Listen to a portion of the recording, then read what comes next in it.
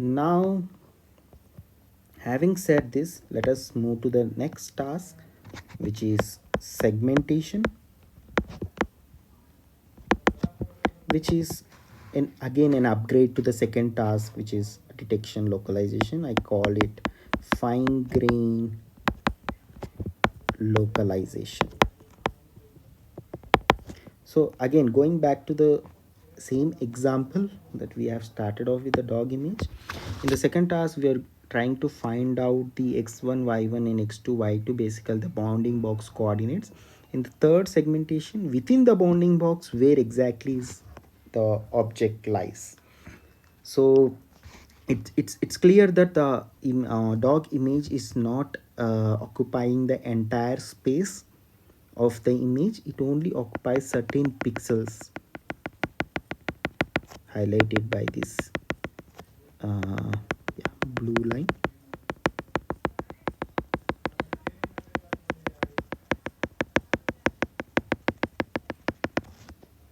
Right, so now we need to identify or classify where exactly the which pixels are being occupied by the dog class. So this is called the segmentation task, which is also called pixel wise classification.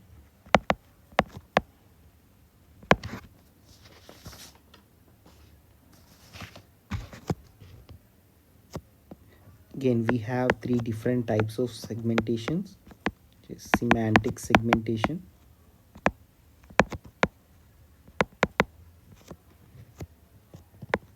instant segmentation,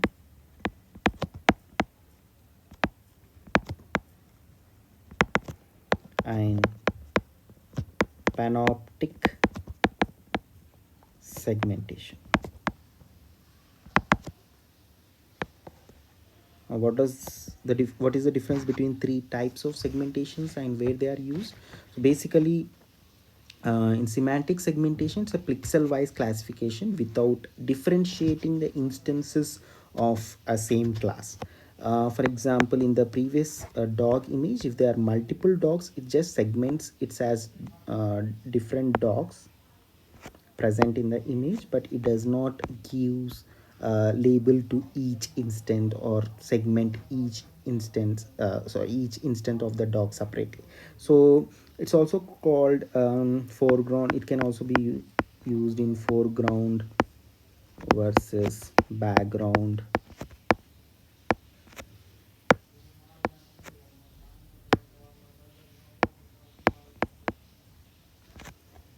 pixel wise classification. Basically, if you want to, let's say in autonomous vehicle technology or self-driving cars, you want to segment the road versus rest. So if you are driving in a traffic scenario and the road is something like this, and the rest of the image is basically the background, so you can semantically segment the entire road, and by giving the areas where exactly the pixel wise areas where exactly the road is present. Right, now in the instant segmentation, as the name suggests, it's a kind of upgrade to semantic segmentation, and instead of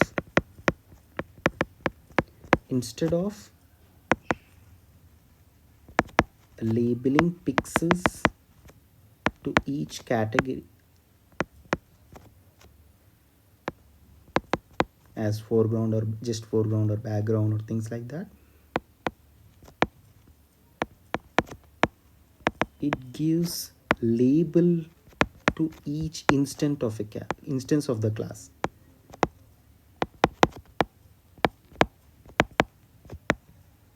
For example, on the road there can be multiple pedestrians, so it will segment each pedestrian separately and gives it a label as segmented, it's label as pedestrian. The third is panoptic segmentation. This is a combination of both semantic segmentation and instant segmentation, which gives an unified segmentation of objects or things, and it also segments the rest as regions. So it's kind of combination of semantic and instance segmentation by classifying instances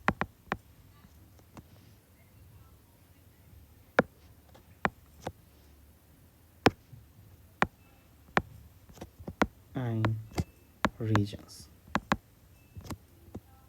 For example, it can classify each pedestrian as a different instance and a road and sky as regions.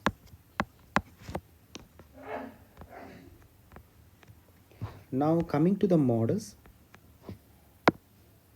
So for semantic segmentation, we have unit, NN unit, deep lab v3. For instant segmentation, we have mask RCNN, YOLACT, and for panoptic segmentation, we have panoptic FPN, UPSnet,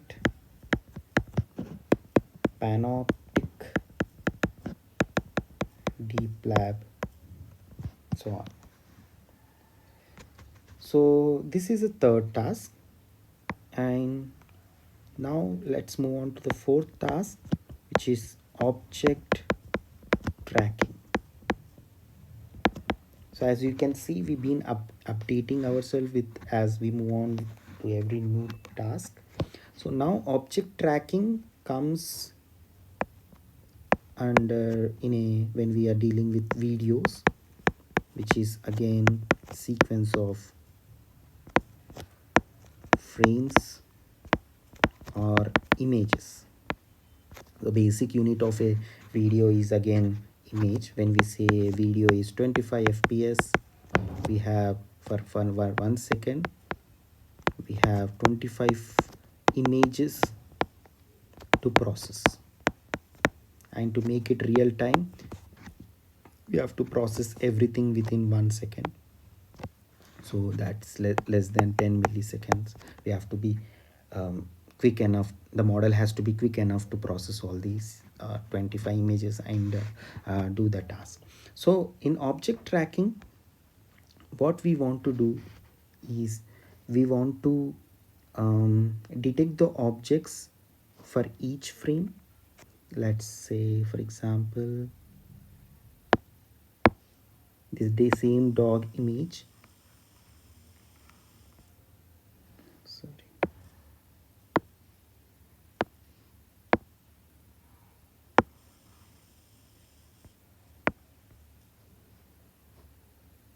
So the same dog image, it has been moving from one frame to another frame, and we are capturing that in a video. So in the next frame, we again want to do the detection of the same dog, maybe in a slight different location. It has moved from one location to another location, and we want to give something called a track ID. It means that we are been tracking the same dog from previous frame to this frame. So that's pretty much basically what object tracking is. It is we are trying to do localization of an object throughout certain duration, and by giving track IDs. So where this is helpful, for example, in a traffic scenario, if someone is stealing a vehicle, and it has been captured that the same vehicle has been tracked at multiple location, and we can easily um, identify the stolen vehicle, and it has many practical implications of such sort. Now coming to the again the models, we have deep sort, track tractor plus plus. So these are basically pretty much the types of tasks, and we have some additional tasks as well, which for example we have sequential tasks, so such as you can do language translation,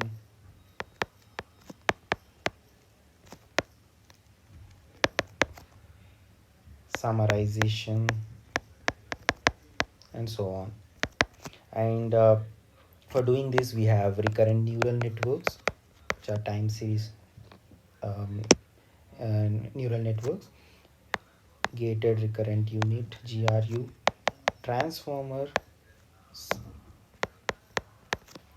and large language models, LLMs, which we call them, large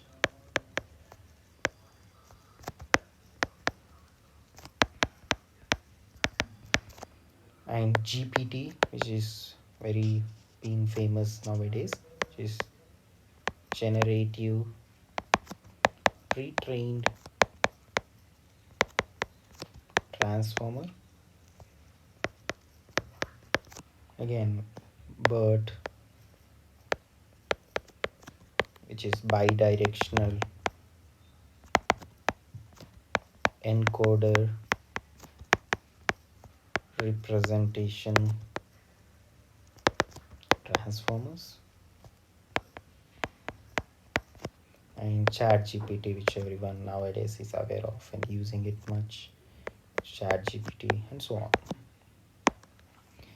And finally we have generative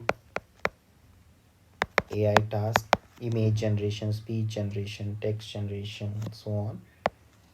For that we have GANs, which are very famous, called generative adversarial networks,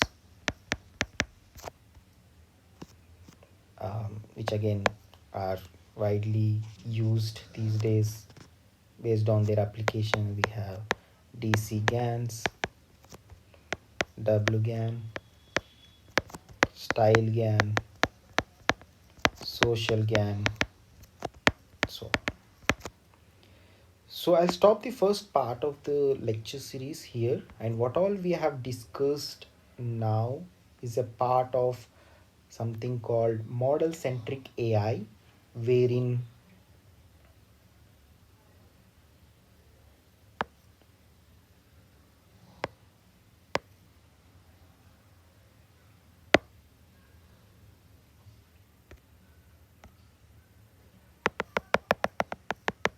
so all these comes under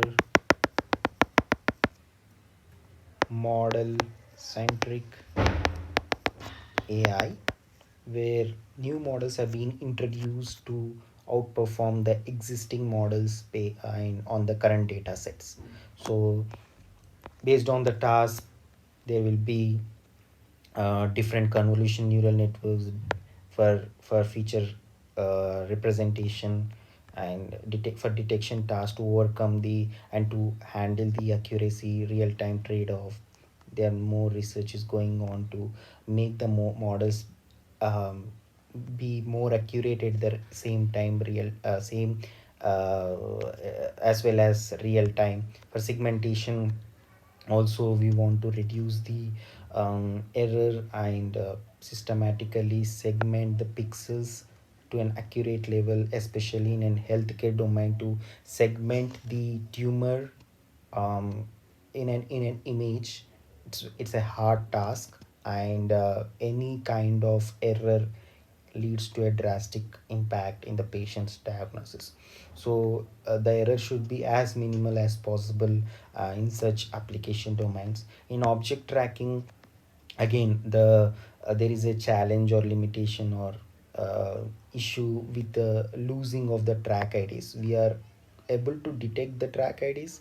We are able to detect the objects in every frame, but while giving the track IDs, we may not be able to identify it as the same object which is detected in the previous frames, and the track IDs constantly switch, or new track IDs are being assigned. It means we are detecting, every time we are detecting a new object, which is again a wrong way of doing. I mean, which is again a false prediction. And sequential task and generative AI, a lot of research is going on in the model-centric AI domain to updating these models for more and more better accuracy and real-time performance uh, in a different application domains. Thank you for listening to this talk. Looking forward for the next part, interacting with you. Feel free to comment your opinion, doubts. I'll try to answer your doubts as much as possible. Thank you.